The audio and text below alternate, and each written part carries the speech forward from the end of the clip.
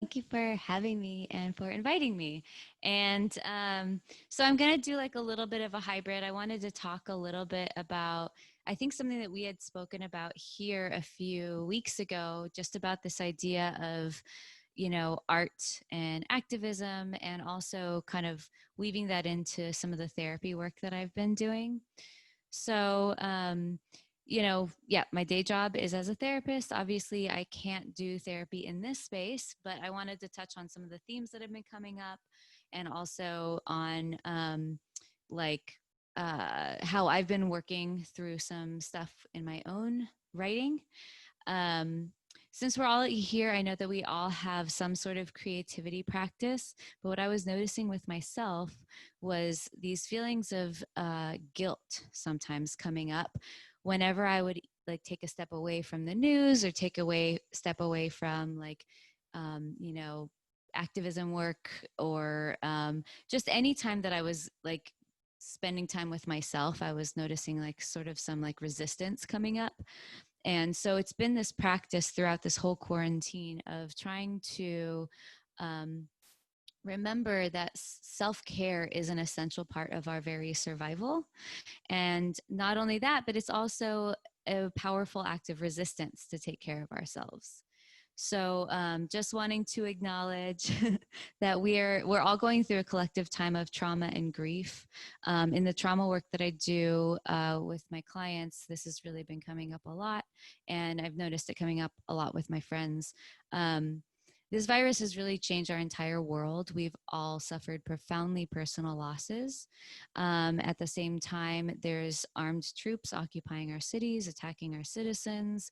And all of this culminates in a feeling of being unsafe and of uncertainty, which is something that humans in general, we do really poorly with. We don't do well with uncertainty. So, yeah, so when things feel so unsafe and hopeless, hi, Anne, and so full of despair, it's because we're feeling out of control. So the goal is to look for places where you can have control, um, however small, and places where you can create an internal sense of calm and peace, even if it's just for a moment. So music and art are really important pieces of that. Um, so also, while it's important for us to stay active and informed now more than ever, there's also a lot going on, and we have to take care of ourselves because we only have so much capacity, right? So we create some space to both acknowledge the awfulness, the grief, the anger, the frustration, and the fear of this time, but also allow ourselves to be grateful for that which we do have. Maybe it's a roof over our heads, or maybe we have nature around us, or a loved one by our side, or good food to eat. Maybe it's gratitude for the fact that we're finally having difficult conversations and imagining a different future, or that we live in a time where we have technology where we can still stay in touch. Um, so through all of that, as well as through visualizations, mindfulness, connection, um, we can create we can create feelings of safety through the memory or possibility that things have been or will be better. So finding like a space, a safe space within ourselves and staying rooted in that, even as the world outside of us is feeling so chaotic. We have to find these kernels of hope and joy in order to stay motivated and to remember what we're fighting for.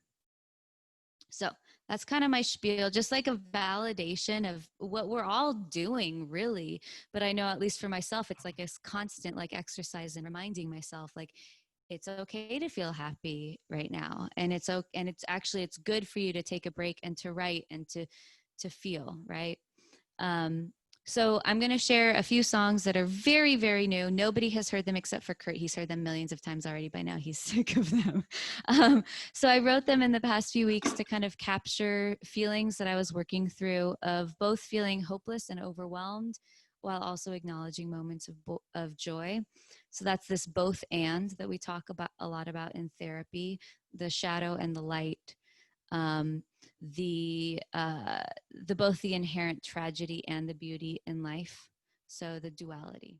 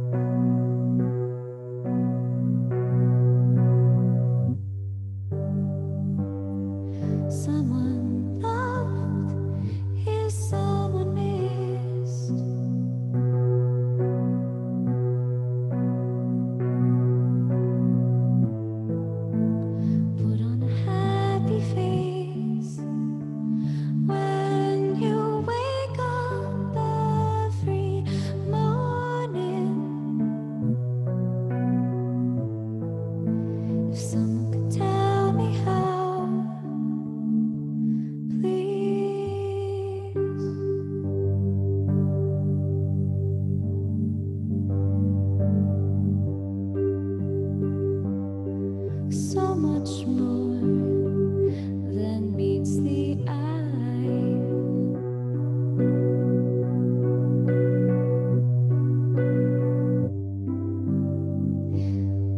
The charm and tragedy of life,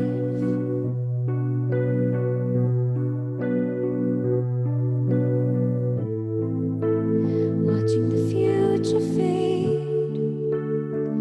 It's the same thing every morning. If there was another way, breathe.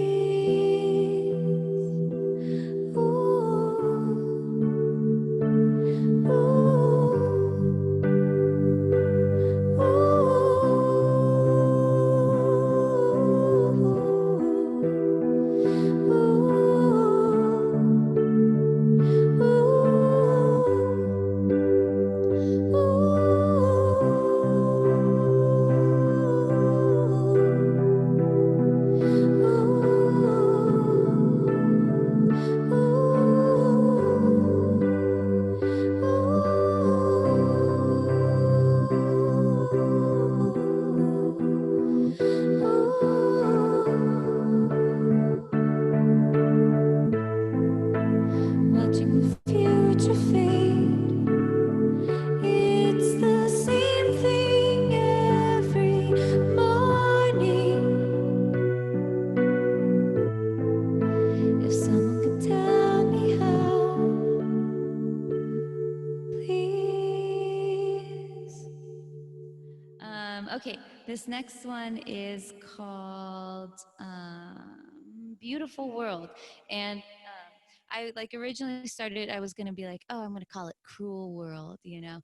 And then I realized, like, actually, no, like, I'm going to lean into like noticing, you know, elements of, you know, this life that are, you know, that do point to beauty and that give hope. So